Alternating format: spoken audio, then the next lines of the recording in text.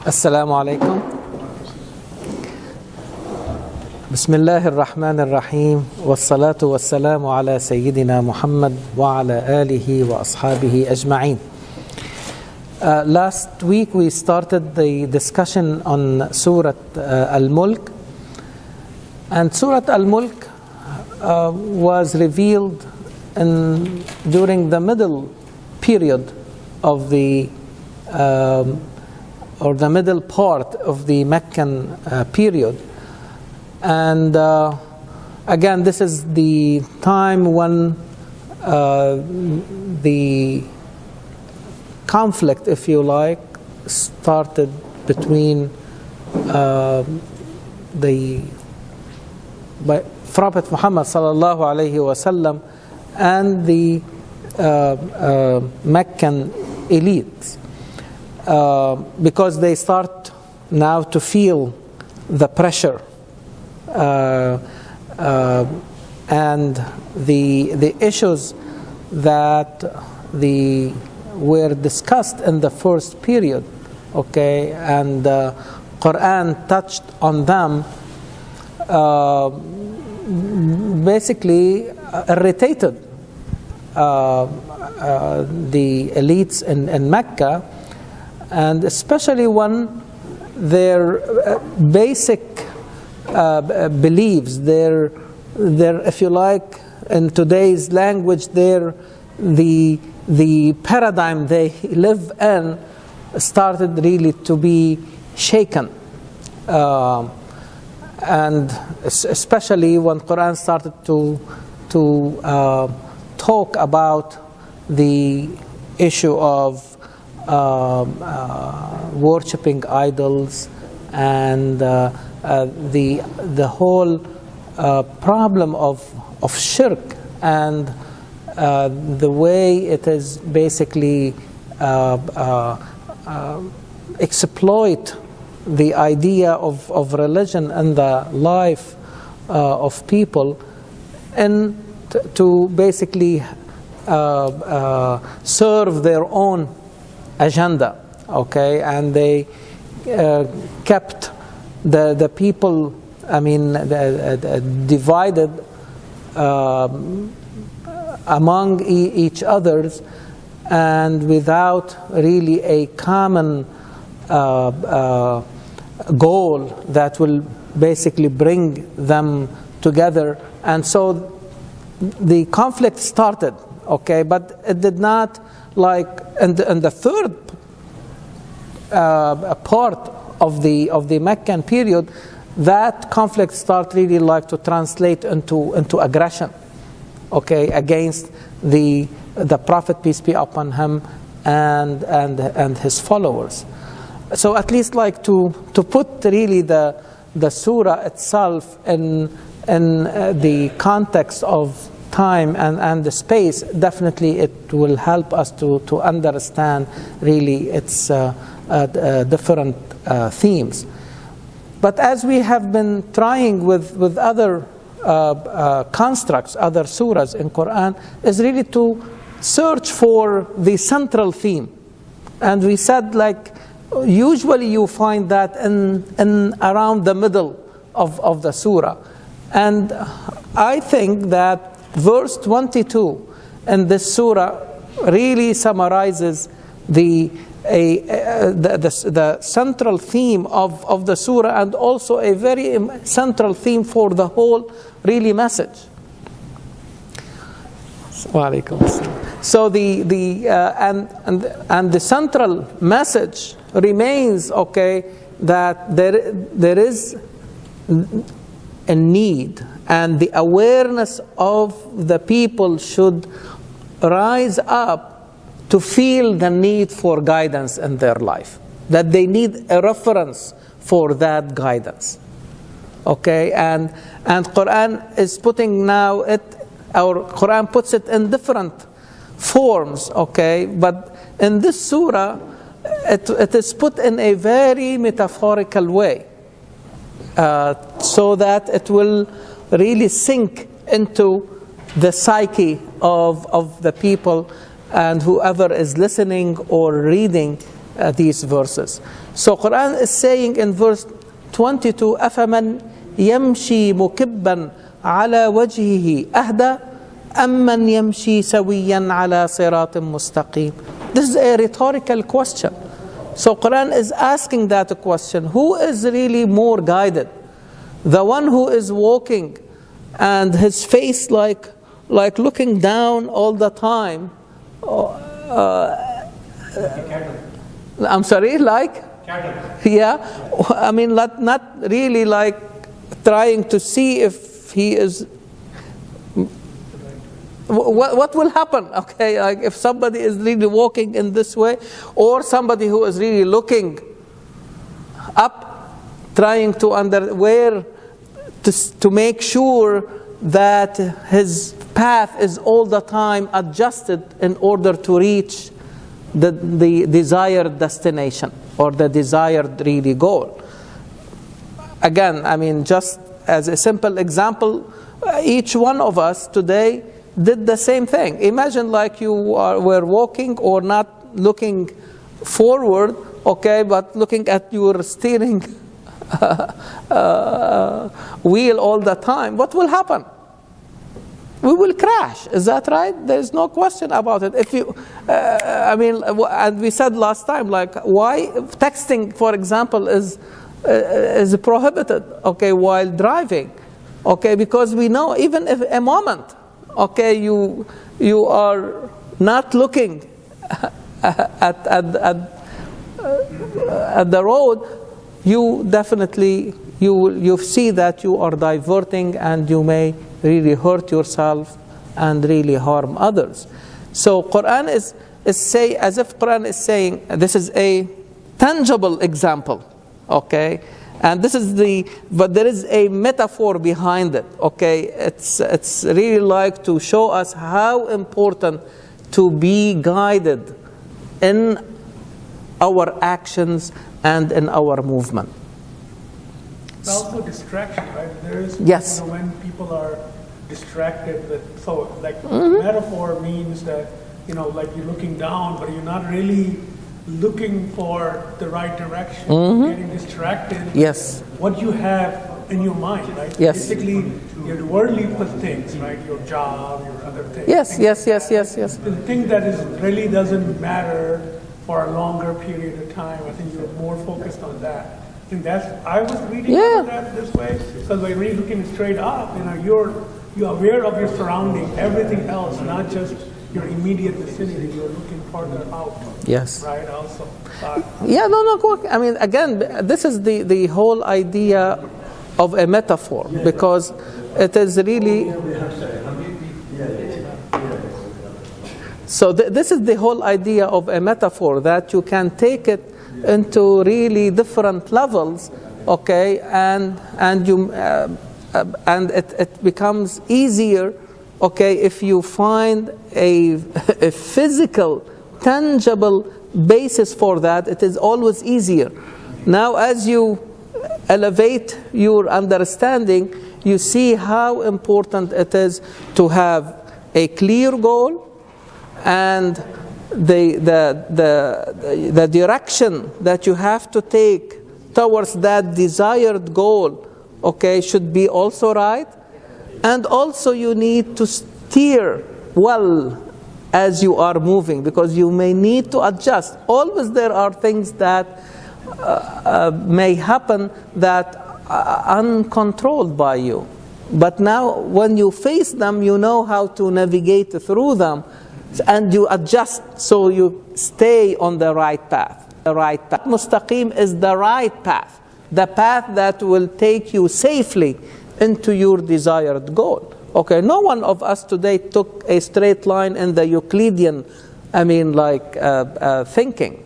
Okay, like as if you are talking about a plane geometry. Okay, yes, this is the shortest distance between 2 points is a straight line but in real life, a straight path is the one that is the right path. Although you have made a lot of turns as you were moving, okay, in order really, because this is the safest path that will lead you to your desired really goal. So again, you can see, so in other words, you need always a reference. Okay, no question, your goal will determine the direction. However, to go right east or west, north or south, depending from where you are coming. Is that right? But all these directions are the right directions, okay, in order really to reach that desired. So the Qibla is one, but the directions may be multitude. And we said that Mecca, and especially during Tawaf, is a very good example, because again, you can see people really praying in multitude of directions around Kaaba. They are not standing in one straight line towards, but they have been surrounding it from all directions, multitude of directions, but uniting them all, okay, around the same goal, okay, and again in a very tangible way to remind us as an ummah how we can remain united around a common goal. If I am doing an experiment in the lab, how I will know that I am doing the right thing?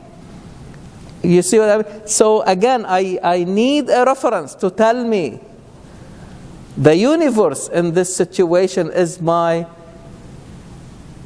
greater laboratory to validate that what I am doing is right.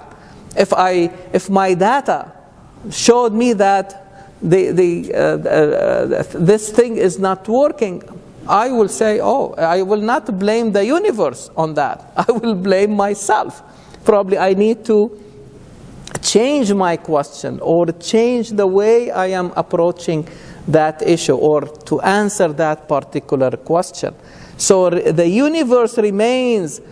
And why I am mentioning this? Because when you start reading the surah, Quran always bring the universe into the equation, because again, as you are moving, okay, in order to know that your action is right, okay, you need to make sure that your movement is compatible with the laws that govern that universe around you.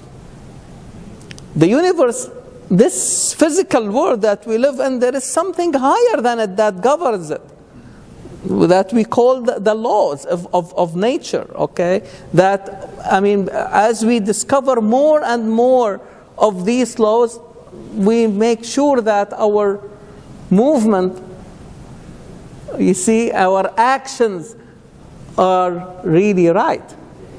You see, and then the universe immediately, or Quran will start by talking about creation. الذي خلق الموت والحياة ليبلوكم أيكم أحسن عملا. This creation, okay, this grand creation goes through these alterations of life and death. We see it all the time. But then Quran talks specifically, الذي خلق سبع سماوات طباقا.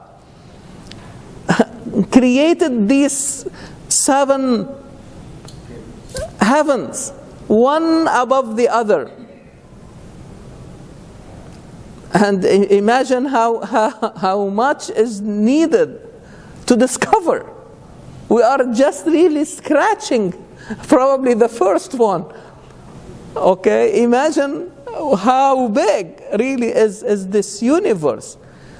But again, Quran is directing us to see the order that you find in this creation. ما ترى في خلق الرحمن من تفاوت. You don't see any discrepancy, no fallout. Everything has been working in a very ordered way.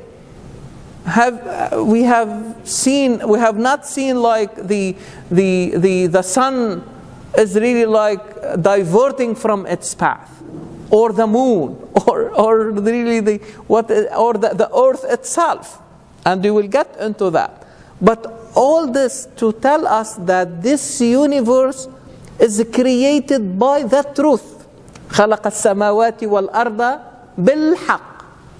Why Quran emphasizes this all the time? Because if the universe is not created by the truth, on the basis of the truth, how come it doesn't really work as a reference? It has to be, in order to be the right reference for us, so that I can measure my actions according to it. Otherwise, I mean, life will be chaotic, and no one will know if they are doing the right thing.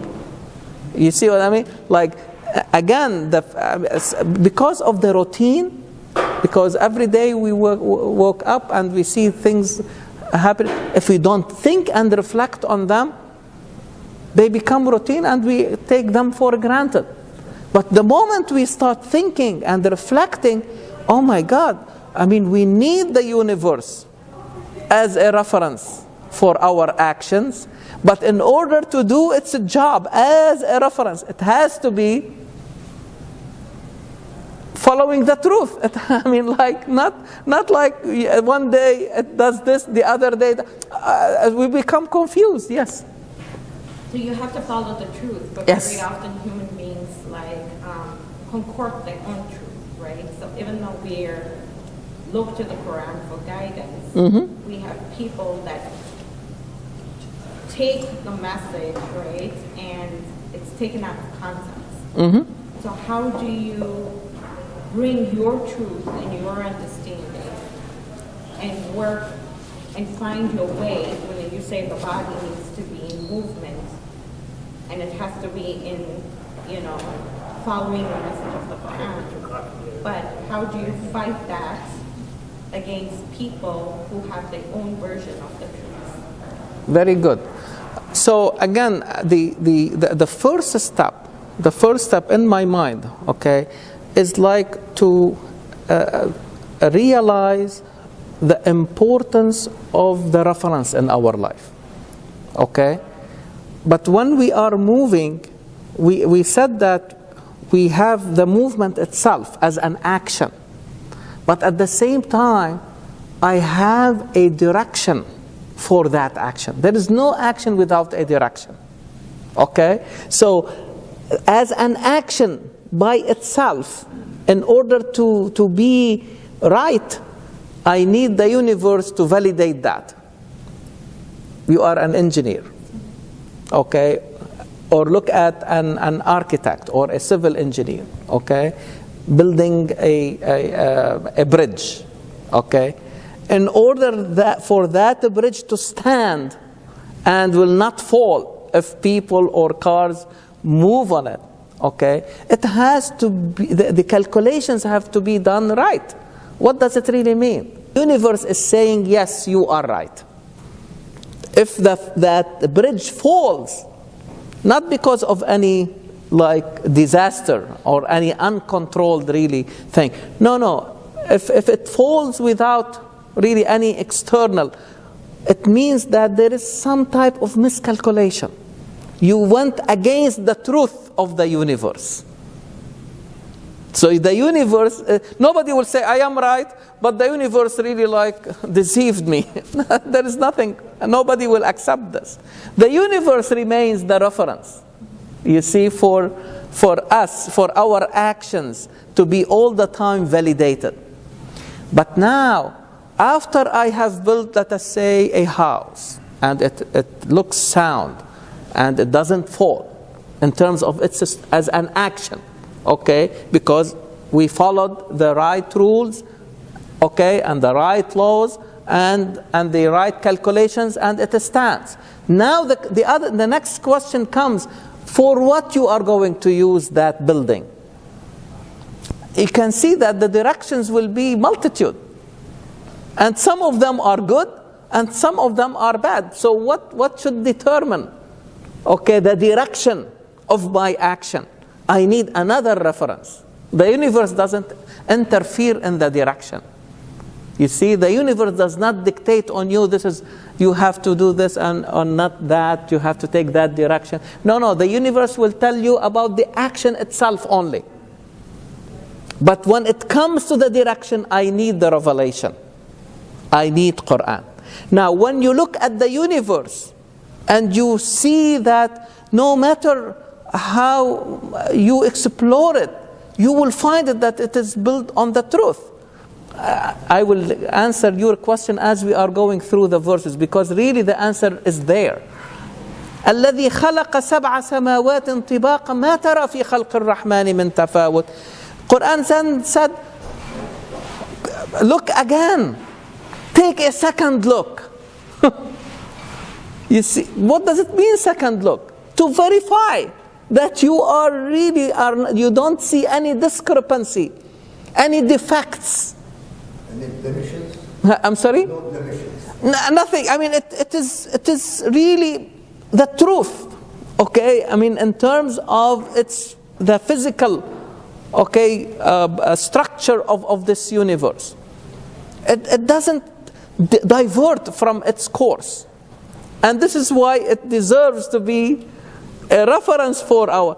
And the same thing, Quran will always emphasize, and for the direction you need Quran, representing the revelation and at its latest version, emphasizes at the same time, لا يأتيه الباطل من بين يديه ولا من خلفه.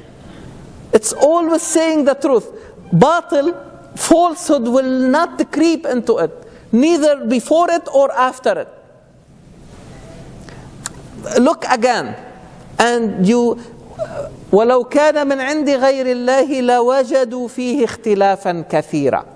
So at least you have to feel comfortable that that Quran was revealed also by that truth.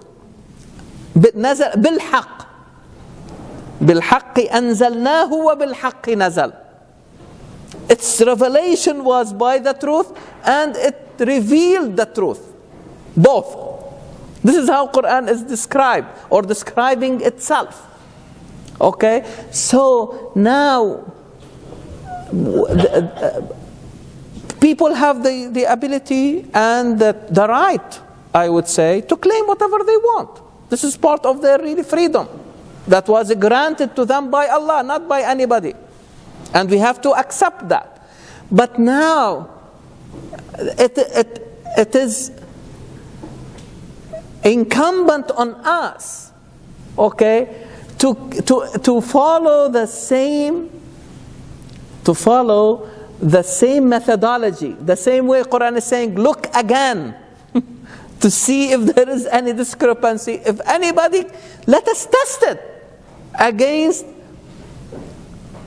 the reference.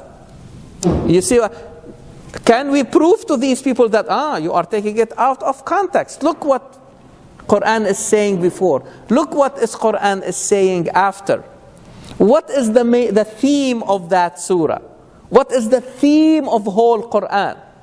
This requires lot of work, lot of sciences, lot of knowledge in order to decipher these claims, what really continues to be compatible with the message of Quran, and what is really diverting from it.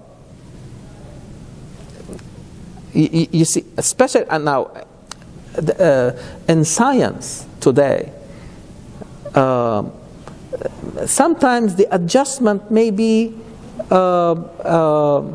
minor. I'll give you an example about the earth. The earth, people were saying it is a complete sphere. But as really knowledge really advances in that area, now we discover that it is not a complete sphere. But still, they don't consider that this is more of refinement of the first claim. It's not a new paradigm. It's not a new way of thinking about the earth itself.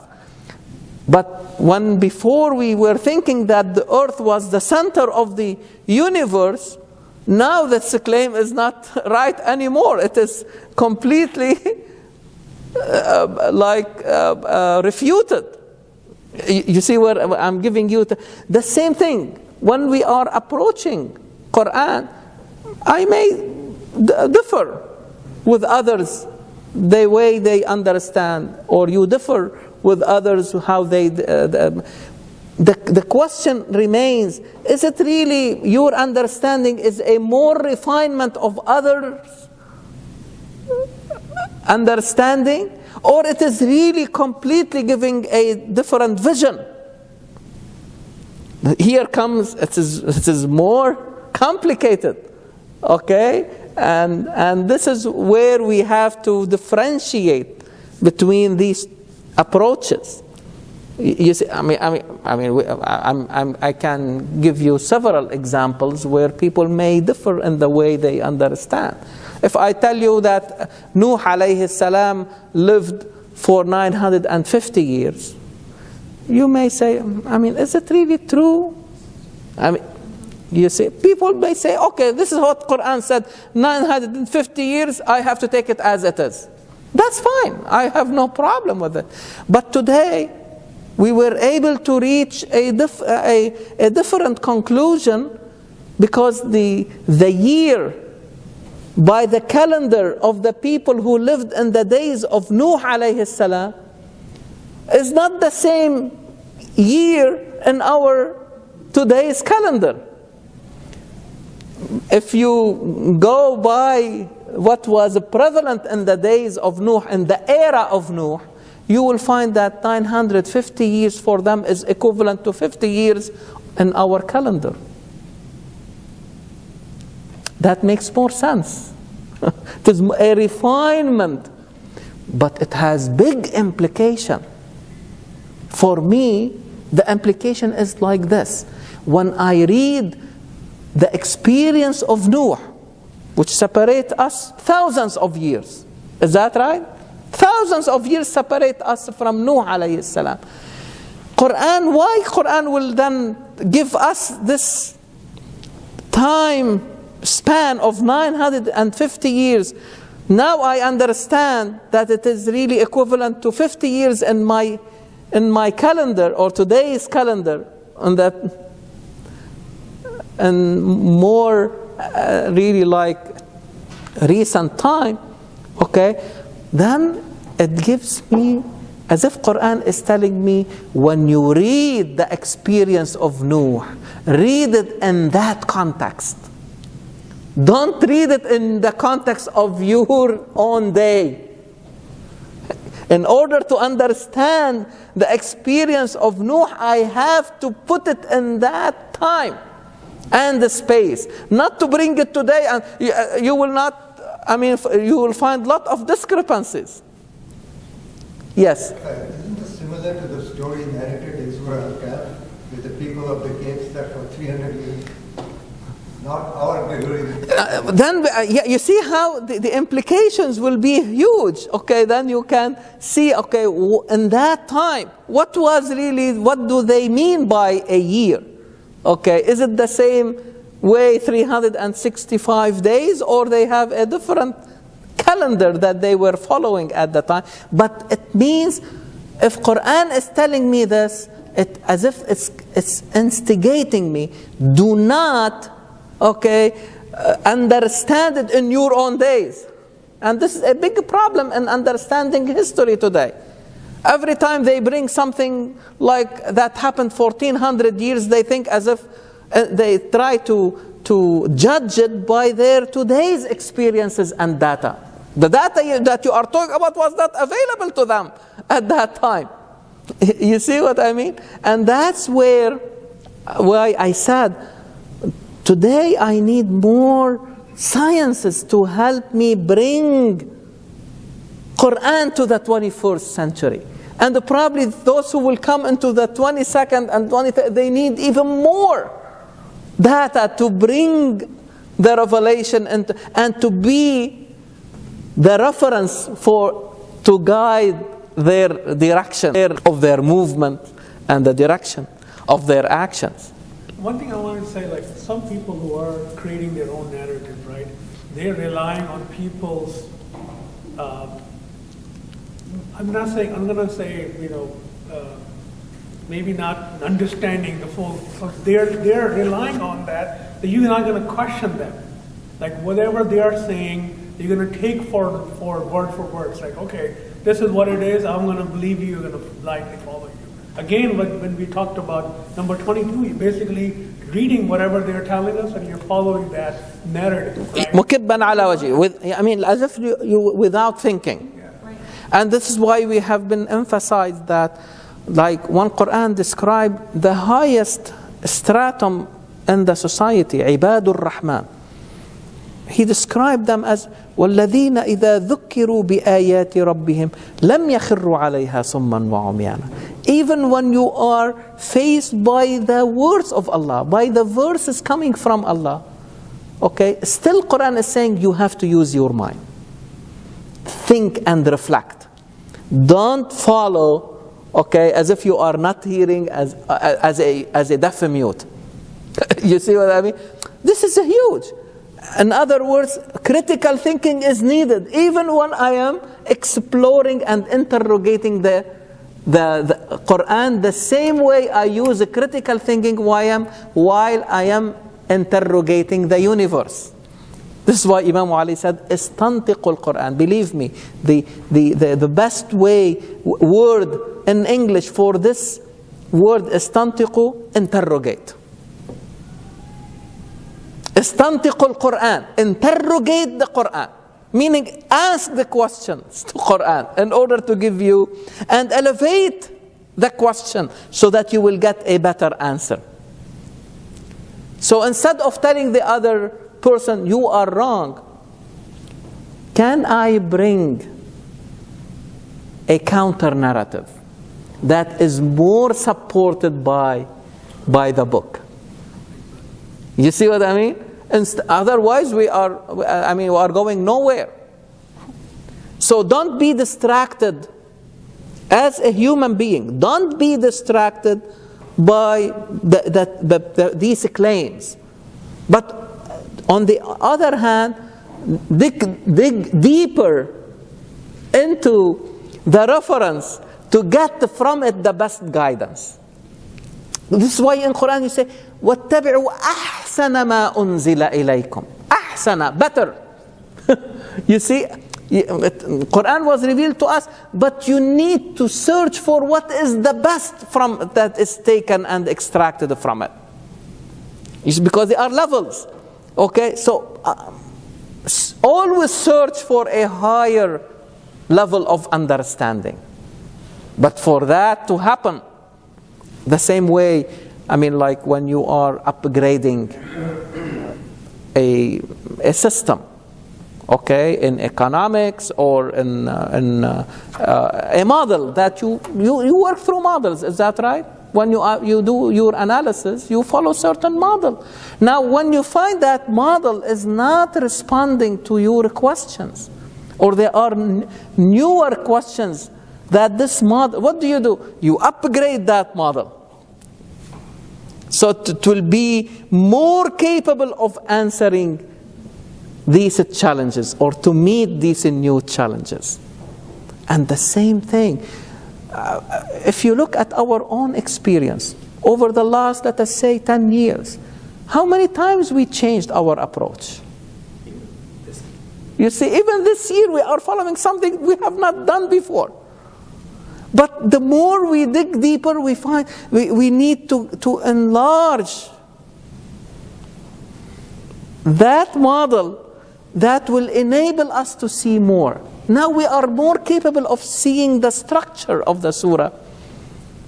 Not like looking at its units one by one, but globally now. Okay, we can see it, how it is structured, and how the different themes converge on the central theme. Make sense to you? I mean, honestly, I don't have a straightforward answer. My answer is more has to do with the approach, with the methodology. In other words, at a deeper level.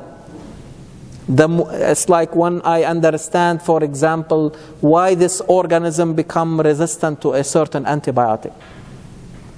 I try to understand it, for example, at the biochemical level.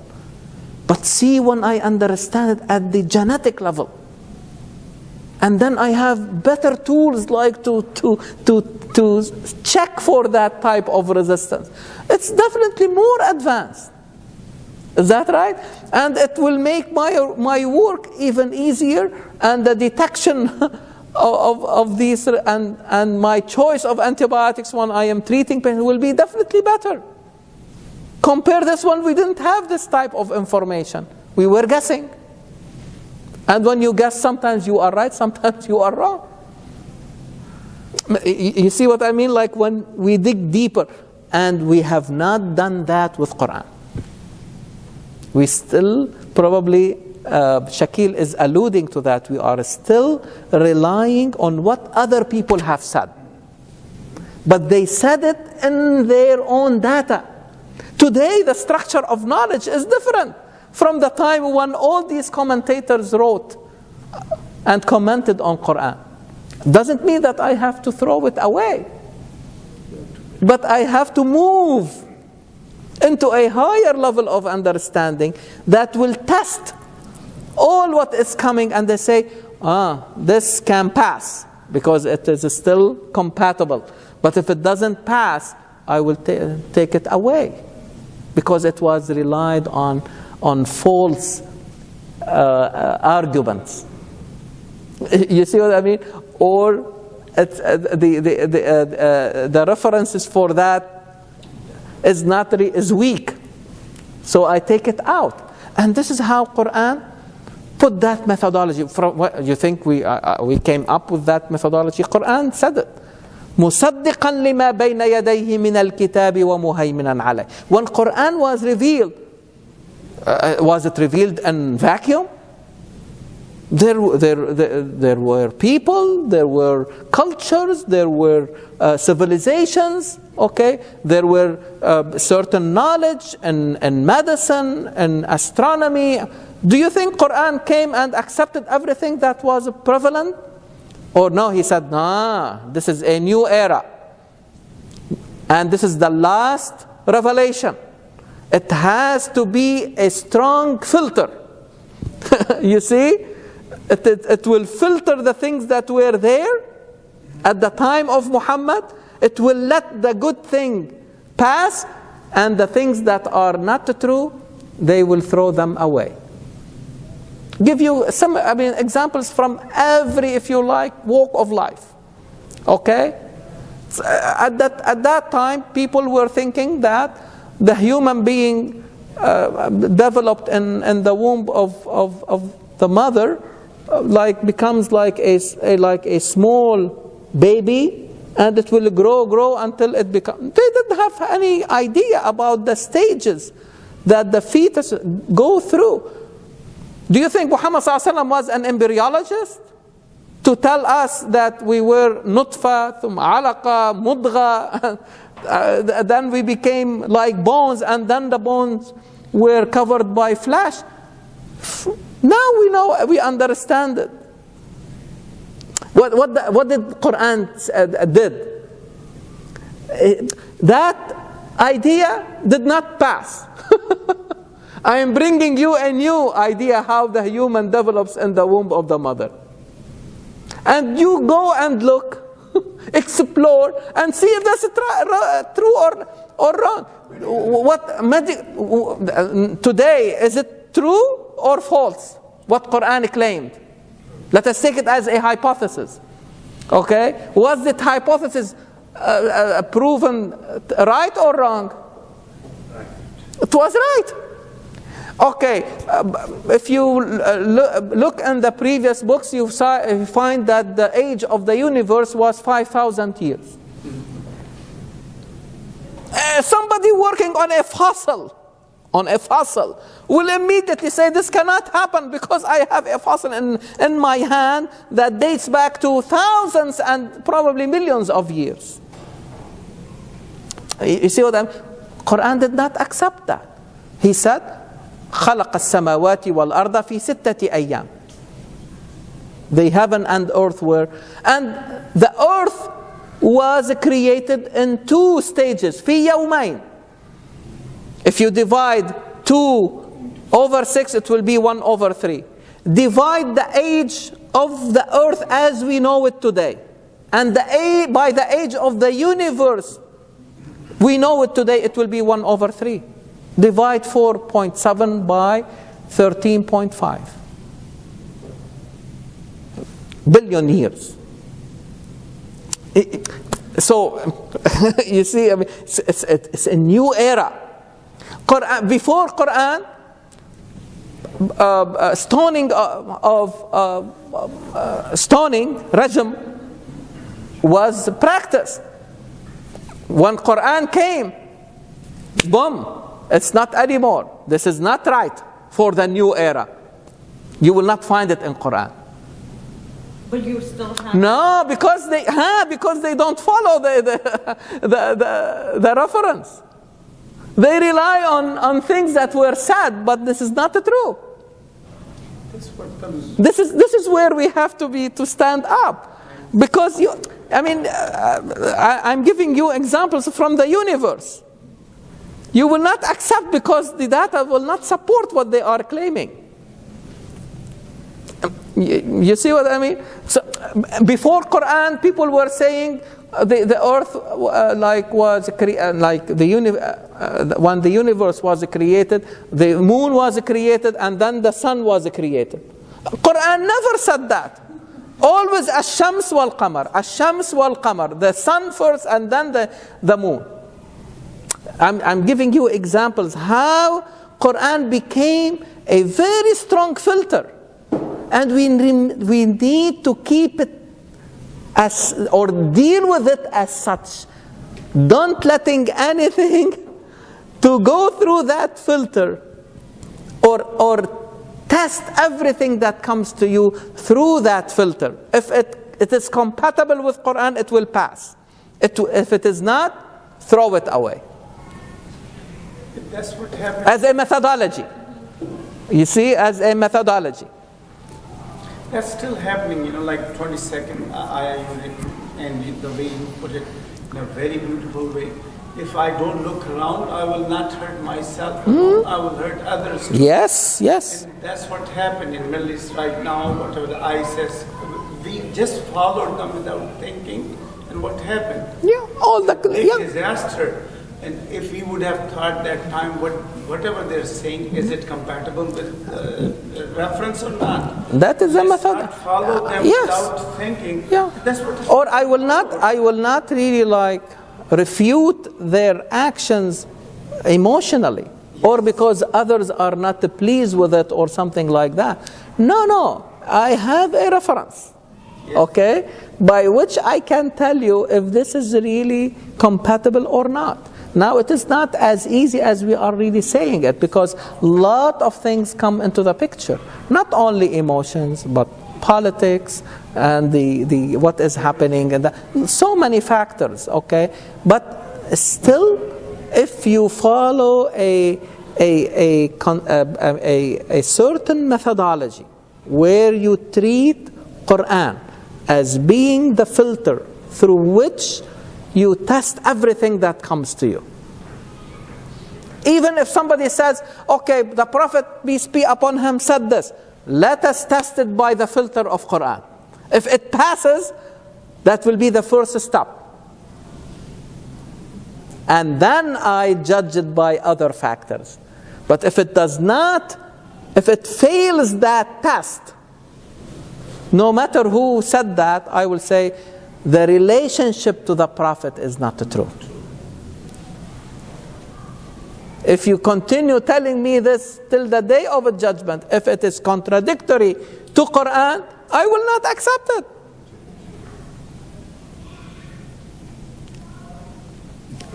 That's why Quran, I mean, how many times through the whole para 29, believe me, surah after surah emphasizing the same message because it is fundamental.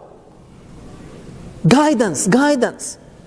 Awareness of the importance of the guidance and what should really represent the reference for that guidance. But treat it as such. I mean, if you ask the more than billion Muslims over the world, ask them, what do you think about Quran? They will tell you it is the best guidance. But when it comes to reality, we are not treating it as such, as the filter to test things that are coming to us. Many things cross your mind. Then you say, okay, is it that really true? Now there are things that you cannot prove either way. Leave it until you have more data. You see what I mean? I mean, at one point I had a different explanation for the 950 years about the life of Nuh alayhi salam, but now I have a stronger and with a lot of good implications in terms again of the methodology and the approach. So Quran is saying, even this universe that you see very well ordered, look again, second look. How many times we do it? Okay, if you have something very important, you say, okay, you ask your spouse, you ask your son, you ask your daughter, please look at it again. See, I mean, like, I need different eyes. Fresh eyes. Outside eyes, okay? The Quran is saying, even to his own creation, don't take it for granted. Look again. See, do you see any flaws? Do you see any defects? ثُمَّ ارْجِعِ الْبَصَرَ كَرَّتَيْنِ. The second time, كَرَّتَيْنِ. The second time. يَنْقَلِبْ إِلَيْكَ الْبَصَرُ خَاسِئًا وَهُوَ حَسِيرٌ. Your vision will become dull and it will be weakened because it will not find any of that, any flaw or any defect. Okay, now I become comfortable if I am dealing with a universe that well ordered and very well constructed to respond to my questions, then I will rely on it. We have tried it as a humanity. We have tried the universe and it responded to us. No matter what is your background, the universe doesn't care who you are. The universe cares about one thing. Are you asking the right question? If you ask the right question, you follow the right methodology, you follow the rules, I will answer you. If I don't answer you, it means you have done something wrong. You miscalculated, not me. I am based on that truth, بالحق. I have no defects. I am willing to answer you, but refine your question. Revisit your question. Look, have a second look at your question. The same way, every time you read Quran and you see how it is ready to answer your questions, you become more comfortable to go back to it. But let us use it to test our thoughts, our ideas. What is really coming to us? You see, and then you find that why people sometimes feel uncomfortable, especially when our kids go to college. Now they are bombarded with all these new ideas, philosophy and and history, social sciences, they become confused if they don't have something to filter all these ideas. I'm not saying that they are all wrong. No, in fact, there are a lot of good things outside. But filter them. Whatever is compatible, take it, and it will really elevate and it will help you to ask Quran questions at a higher level of understanding. You see, if an astronomist really asks Quran, is reading Quran, will have a better questions about the universe than me, with little information in that field. But somebody who is an expert in that field can really ask these questions at a higher level of understanding to get really better answers. The same thing if you are in economics, you need to start asking these Muhammad Sallallahu Alaihi Wasallam. And Quran is an excellent, the cleanest, if you like, mirror to reflect what was happening in the days of Muhammad alayhi salatu wassalam. But that will help you to see how Quran deciphered these ideas, allowed the good things to, for example, Quran, when Quran was revealed, people used the term Rabb in reference to Allah subhanahu wa ta'ala. Okay? What Quran did not say, oh, you are wrong, I'm bringing you something in you. No. The first ayah revealed, Iqra bismi rabbika. Immediately Quran used what they know. But then Quran takes that word, which means there is a concept behind it, and make it like a container, and then plug into it newer concepts.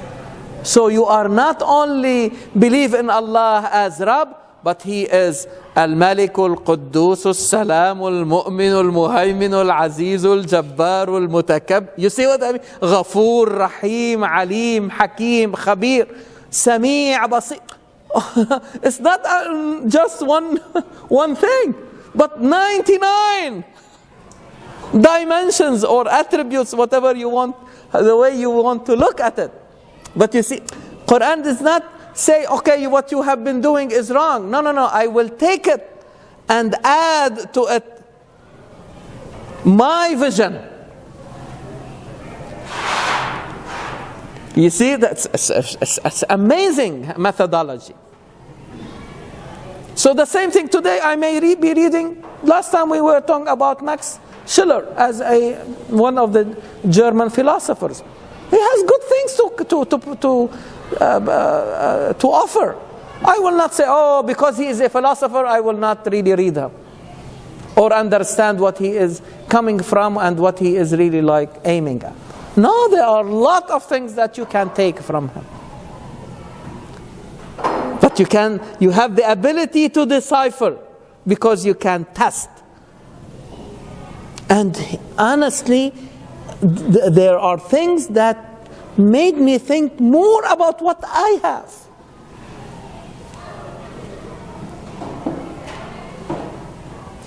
Take the idea of self-consciousness. And he talks a lot about this. That the human being has this capacity not only to be conscious of their environment and the world, but they can be conscious of themselves. In other words, you can take your psyche out and make it an object, and you can start studying it. You look, you see, and you hear. And the animals hear and see. Is that right? But are we the same? Are we the same? Can an animal learn about the mechanism of their vision? Can they know or learn about how they hear? So the animal never will be a physiologist or a psychologist. But the human being, is able to get this out of him and as an object and study it. The same word he studies the universe around him. You see? All the other objects around him. It's a huge idea. بل الإنسان على نفسه بصيرة. You remember when we discussed Surah Al-Qiyamah? بل الإنسان على نفسه بصيرة ولو ألقى معاذيره. You have insight into what you are doing. No matter what excuses you give to the outside, you understand yourself more than anybody else. بل الإنسان على نفسه بصيرة. And this is why you can blame yourself if it is following its impulses blindly, out of control. In the same surah, لا أقسم بيوم القيامة ولا أقسم بالنفس اللوامة. Have you seen an animal blaming themselves why he ate that thing, or why did not feed like another animal or take it out? There is no such thing. You have mental faculty. But that ability to not only to look inside, but also to judge your own self. Because there will be no way to believe in the hereafter if you don't believe that you have this capacity to judge yourself by your own self. What we call conscience. What is conscience? This thing, is there like a place in our body called conscience? Or this psychological, this part of our own psyche, something inside us, but that will tell me, okay, was not right what you did today. You don't have to discuss it with people. Nobody knows about it except you and Allah. But you have that capacity. As if Quran is saying, how are you really denying another life where you will be judged? But what you have done here, and you are experiencing it on every moment in this life.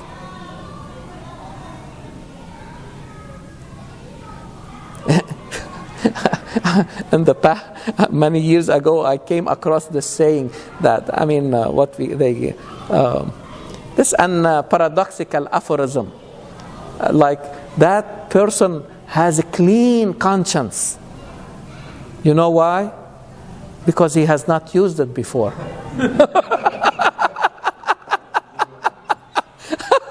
This is what we call like a paradoxical aphorism. Okay. But again, the idea, if you don't use your conscience, this is what will happen. Life becomes chaotic. So you rely on the conscience of people all the time and on your own conscience. How come you are really like denying? Yes, I don't have an experiment that I can do for you in the lab to prove for you that the day of judgment is a reality, or it is really the absolute reality, or this whole life is moving towards a bigger life. I have no way to prove it physically. But inside you, as long as you are really using your conscience, blaming yourself, judging yourself for every action you do, this is the beginning to understand that there is a day when we will be judged for everything we have really done. لا أقسم بيوم القيامة ولا أقسم بالنفس الله. Why you think they come together? In the same surah that says بل الإنسان على نفسه بصيرة ولو ألقى معاذيره. Sight and insight. If I don't use my vision, it becomes blindness. But also there is a blindness of the insight that Quran calls ama. Ama is blindness, physical blindness. But ama is the blindness of the insight. Now these are the verses 1 to 5. What corresponds to them, 23, 24. Just to complete the idea of creation. So Quran says, قُلْ هُوَ الَّذِي أَنْشَأَكُمْ وَجَعَلَ لَكُمُ السَّمْعَ وَالْأَبْصَارَ وَالْأَفْئِدَةَ. So last time Quran say, سَمِيعًا بَصِيرًا. Now added, in addition to vision and hearing, Quran has given, Allah subhanahu wa ta'ala has given you also the faculty to reason things. Quran uses the term qalb or fu'ad. You see? So, قُلُوبٌ يَفْقَهُونَ بِهَا. This is your inside, not your physical heart. Okay? But probably our physical heart is part of it. Because really today there is no separation between mind and body. This dichotomy or dualism that was created by Descartes was refuted based on advanced neuroscience. And the one of the most important really a change, this is a change in the paradigm. Because in the days of Descartes they were thinking, the way I feel hungry is a different process from like, okay, this feeling of hungry, different from like what is manifested in our body, like lowering of the blood sugar or something like that. But today we understand that these two processes go hand in hand. No separation. There is no experiment to show that the brain works alone, separated from the. You see what I mean? So when Quran uses the word qalb, which is also the heart itself, but Quran also uses what is inside you, because again there is no you cannot think without a heart. You see what I mean? So this dualism is not anymore. We develop as body and psyche together without separation. Again, I want you to see the upgrading in the creation. What we have said before, creation is always accompanied by purpose, goal. Is that right? You cannot talk about creation without purpose. This is the way Quran presents creation all the time. You see creation, you see خلق الموت والحياة ليبلوكم. This is the purpose. Okay? وما خلقت الجن والإنس إلا لي. This li is really the cause. This is the cause, okay, or the purpose. ليعبدوا. So there is always this accompaniment of creation with the purpose. Let us advance that idea further to say that every advancement in the creation it is in order to achieve a higher goal. You see, we talked earlier about the model. You upgraded the model for no reason. You had it at the beginning. You created it. It was not there. It is a creation, a human creation. Is that right? Now that model is not responding to new questions. In order to do that, to achieve a higher objective, you need to upgrade that creation. I want to look at yourself as an advanced creation because you have an advanced purpose. From that, personally, I can infer that this life is moving towards a bigger life. this creation is moving into a higher creation, what we call the next day, the next life. Okay? Al-Yawm al-Akhir. All right? So, if this is a creation, there is a purpose for it. Don't you think that there is another bigger purpose for the next life? Hereafter. Hereafter? Somebody said last time, people think about the day, the hereafter as a time for retirement. No. I mean, as long as it is the creation, because Quran called it creation, khalq jadid, a new creation, a higher creation. This is hayat. Quran calls the other day al-hayawan, bigger than life, exaggeration of this life. Don't you think that there will be a bigger purpose for the next life? So this life is really has to be viewed as a chance for us to prepare ourselves for a bigger. It's like when you study to prepare yourself to upgrade your knowledge, and so that you can get a higher position. And I think it for yourself. And if you have something different, tell me. But I have no doubt in my mind that we are going to implement a bigger. So this we'll see it, inshallah, in the next, verses that we will be discussing. Okay, what do you want? Where do you want to see yourself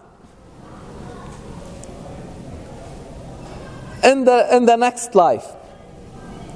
But that will not materialize without really preparing in this life. Here you have to invest. Yes. The ayah number 5. I was just a little confused with that. I was trying to understand what does that stand for? Like lamps made them. Yes. وَلَقَدْ زَيَّنَّا. Yeah. So Quran is talking about this. The closest heaven to us is decorated by all these stars. And remember that these stars are really for guidance. Before we have, satellites, and before we have GPS, that what used to be the GPS. As if it is every time the guidance comes from above. But in addition to that function of the stars, okay, part of them may go down to hit those who are trying to eardropping. You remember Surah Al-Jinn? It's very beautiful. Yes. It's like missiles, exactly. رُجُومًا لِلشَّيَاطِينَ. Okay, but why Quran is saying that? Remember from Surah Al-Jinn that they realized themselves. Oh my God, they said, وَلَقَدْ لمسنا السماء فوجدناها ملئت حرسا شديدا وشهبا. In order to protect Quran, it became like a state of emergency, because Quran is the last book and should not be tainted, had to be preserved as it is coming down, vertically if you like, and also through time horizontally has to be protected. You see what I mean? So the comment that I used when we were discussing Surah Al-Jinn, that they realized this before us. They saw that there is a new thing happening in the world. They thought that, is it something good or bad that's coming to happen? It's a state of emergency. Why all these changes? Because an important event is going to happen, which is the revelation of Quran. But that protection continued from the time it leaves the heaven until it comes to the heart of the Prophet. If you remember the last verse from the surah, supporting the same thing. من خلف من بين يديه ومن خلفه رصدا. There were like guards surrounding the Prophet to make sure that nobody has any. So it is like the same way we were looking at the universe, that it is not tainted, has no defect, has no shortcomings, no flaws. The same way, this protection to make us comfortable, taking Quran because it has no flaws. You see what I mean? Now the more I look into Quran and see how it has been protected vertically and horizontally through time, I became more comfortable to say, oh, I really want to take this as reference for the guidance now for my direction. So there are two constants in our life, the guidance, the universe and the guidance. And exactly. You don't have to worry about that. Yeah, worry because about your direction. Exactly. Are you really using them appropriately? Are you using the universe appropriately? Because 500 years ago, we were relying only on our mind. We go like into a room and start philosophizing. Okay, how the universe... Go outside and make your observation and make your experiment and test. It's good to come up with hypotheses at the intellectual level, but eventually you need to have concrete data to support or disapprove your hypothesis. You see what I mean? So this is the methodology that you see how much humanity has enjoyed, because when humanity was put on the right path in terms of action, now our job, how we can take it from the level of action to the level of the direction of the action. And I talk all the time with people like studying and doing PhDs and different really domains. And I always make it clear, please make the connection with the universe. Because we all studied physics and chemistry, but nobody made that connection for us. That really what validates all the data that we are really learning in our books was validated by the experiment done to prove or disapprove that concept. Now, it is easy to show it at the level of the action, because the universe is very tangible, and you can bring a lot of examples to support that. But now, when it comes to the direction of the action,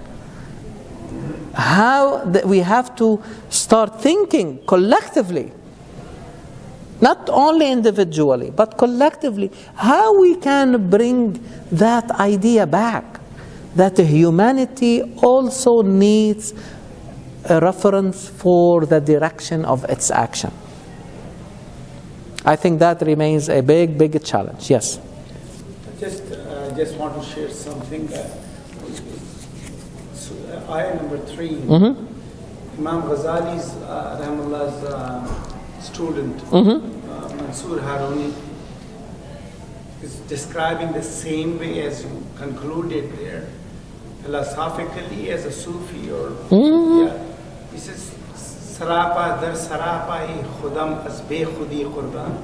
He's talking how these Tibaqa, yeah, level over, it's all yours. These are all yours. Yes. Sarapa dar sarapa hi khudam, it's all yours. Yes. You are yourself are different tibaq.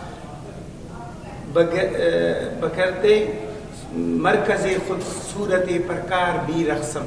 See, this is like the central point is yourself, and you are rotating everything yourself around it too. Like when you're saying the miracles or the direction or whatever. This is this is very beautiful, because Quran, again, the word tibaq here, it is in a physical word, easy to understand it, okay, as like one above the other, okay, sab'a samawatin tibaqa, 7 heavens, one above the other, okay. But look how Quran used the same term, tibaq or tabaq, okay, to talk about the human psyche, if you like. When Quran said, لَتَرْكَبُنَّ طَبَقًا عَنْ طَبَقٍ. Tabaq, the same thing. Tabaq and tibaq, the same thing, level. So Quran is, or think about it as an orbit. So Quran is saying, or reassuring us that you are going to move from one orbit to the next. But in order to do that, you need to believe in the upper orbit. If you don't believe that there is an upper orbit, you will not work towards it. فَمَا لَهُمْ لَا, immediately Quran says, فَمَا لَهُمْ لَا يُؤْمِنُونَ. Why they don't believe? Because if you don't believe that there is a higher level, that you will not seek it. You see? Now the astronomist will seek to go beyond the first heaven. Is that right? Because he believes that there is one above it. Otherwise will not work towards it. The same thing, you are talking about a nafs, our own psyche. Okay? Don't you like to move from the ammara bisu to al-lawwama to become really mutma'inna, radiya, mardiya? Yeah, you are nafsul. You see, all these are states of our own psyche. If you follow only your impulses, it will be ammara bisu. If you start saying no to your impulses, I don't know, what does it really mean no? Not to suppress it. No, but you are saying no to your prison. You see, what you do in Ramadan, you say to the impulse of hunger, I can tell you, I don't want to be your prisoner. I have the capacity to say no to you and stay all day without food or water. You see, you are saying, now you start to belong to the nafs al-lawwama. Okay, if you do something wrong, you start to say no to your impulses. I don't want to be your prisoner. I want to break free from that prison. Okay, and then as you do it more and more, you move into a different tabaq, a higher order, if you like, a higher orbit, and you feel the comfort, itma'nan, nafsun mutma'inna. And if you want to go further, to go to radiyallahu anhum wa radu an, radiya mardiya. You are pleased with him and he is pleased with you. I mean, can you imagine God, Allah subhanahu wa ta'ala, al-a'la, al-azim, he is telling you, I want you to be pleased with me? We all the time we say, oh, I want the pleasure of Allah, to be pleased with Allah. Is that right? Quran is saying, no, Allah subhanahu wa ta'ala wants to be pleased with you. Surah Fajr ends with this, yes. Radiyallahu anhum wa radu an. That's what I Radiyallahu an, yeah, okay. But wa radu an, you see, you definitely, if you don't accept Allah subhanahu wa ta'ala as your ultimate qibla, and you are pleased with that, and you work towards that desired destination, why then you think that we have to face qibla every time we pray? It's an exercise 5 times to remind us how important to have a set goal. So when you teach your kids about the prayer, don't just teach them about the movements. Tell them that, my dear son or daughter, we need also to set for ourselves all the time goals. The same way we pray and we set a goal, and we know where is the Qibla. Now they will look at the prayer in different eye. They believe in it, not because you are telling them to pray. You see where we have to, where we should be heading? So that our kids don't underestimate how much they understand. Believe me, they will understand. If they don't understand, blame yourself. Probably there are other ways of presenting the information. And we learned how to change our presentation so that people can understand us. But simplify, but please do not be simplistic. Don't raise your kids to be simplistic in life, because it will haunt you later on, especially when they go to college. If they are not equipped very well, they will be shaken when they go, because when they go to college, you are not with them. They will be on their own. But if you really have prepared them well and enough, they will stand up for their ideas. Not simplistic. Simplified, yes. We need to simplify so that people can understand us. Jazakumullahu khairan.